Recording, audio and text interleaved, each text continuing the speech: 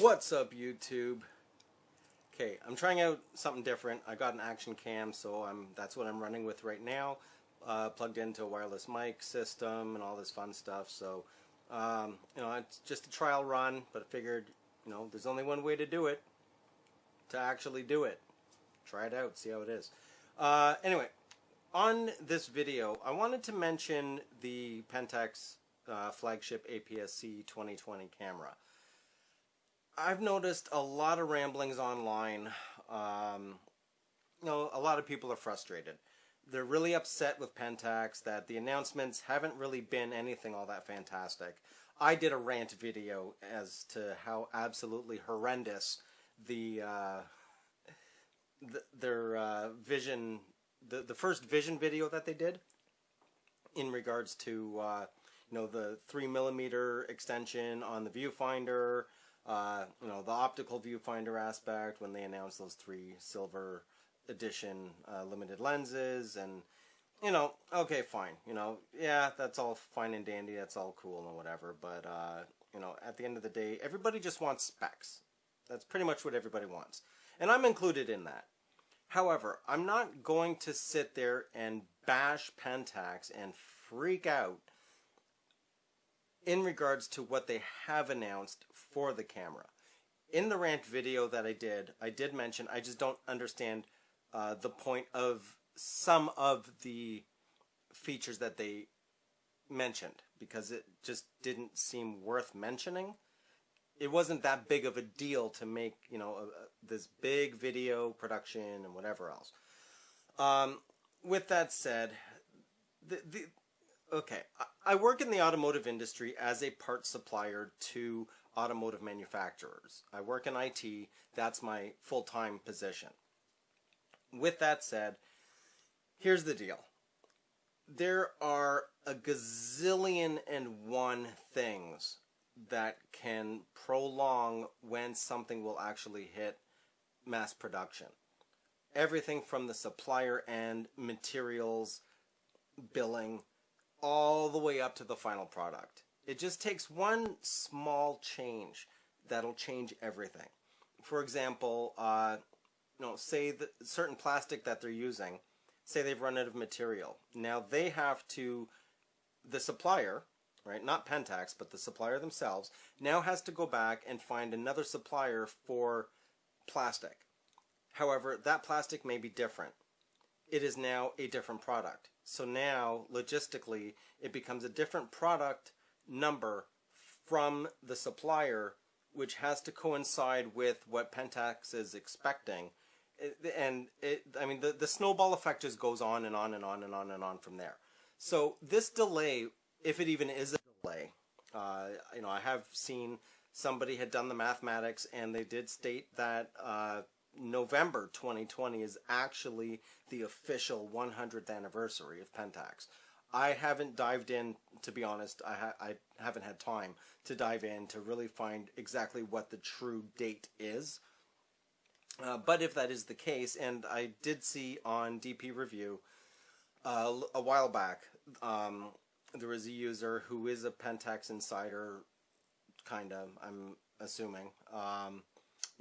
I believe it was Asahi Man. Then he changed his name to something else. I can't recall offhand what it was, or what it is.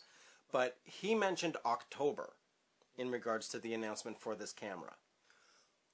Will this camera come out in 2020? It is still very likely that it will. Now, a lot of people are freaking out because the camera does not have a articulating screen or flip screen. It is a fixed screen.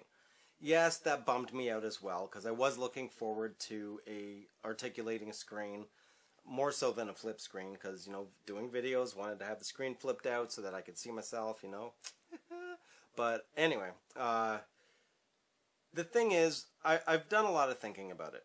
Now, speculating, just to give an example,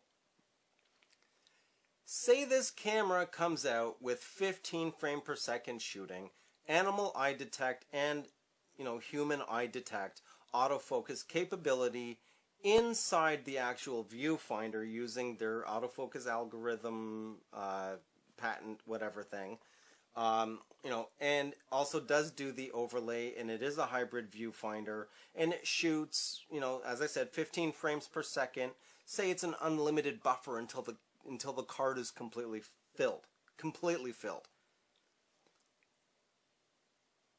Would you actually be that upset if the camera actually was the best APS-C camera available from anybody, period?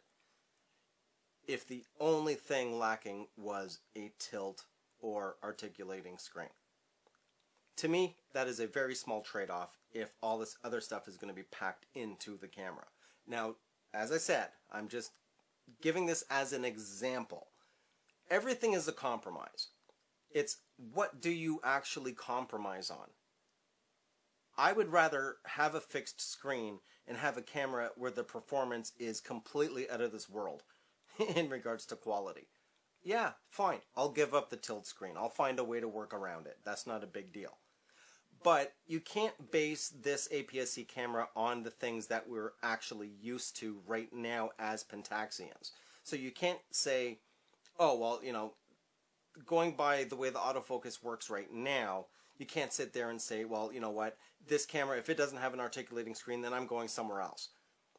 Because there may be other things that this camera just wipes the floor with in regards to its capabilities, and the only omission is having an articulating screen. That's a compromise that I'm actually willing to live with, and I'm sure there's a lot of other people that would be willing to live with that as well. It won't be the only high-end fixed screen DSLR on the market. There's been others that have sold perfectly, and by volume, just absurd amount of people, and everybody was happy with those products, and nobody complained that it has a fixed screen. We don't even know what market this camera is actually going to be for. Will it? I mean, it's shaping up to seem like it will be a sports-oriented camera, or a high-speed wildlife, birds in flight, that kind of camera.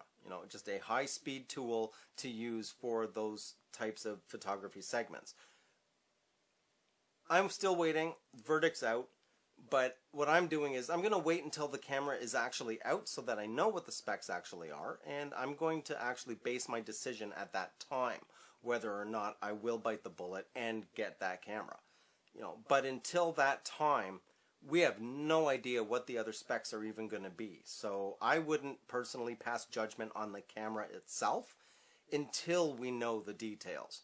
Yes, I know it's frustrating because we've been waiting for so long, but at the same time, as I said, just logistically throughout the various partnerships and suppliers, and with COVID and all the other logistical nightmares that could possibly happen, just give them the time they need to get this camera right.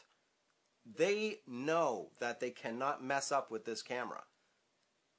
If I was in their position, I would take my time and make sure that when this camera comes out, it kills off everything. Because this will be the last massive camera. If this thing is a flop, who knows what's going to happen. So they need to be able to make sure that this camera is 100% all the way across the board. So don't pass judgment on the poor Pentax people until the camera's actually out, and then you can actually read some reviews and see what people actually have to say. Anyway, that's all I'm going to say about this. I just thought I'd throw that out there. And if you have not subscribed, please do so. Helps me out. If you like the video, leave a like. If you have any questions, comments, leave them down below. If you'd like to support the channel, I leave that information at the bottom of the description. And that's it for me.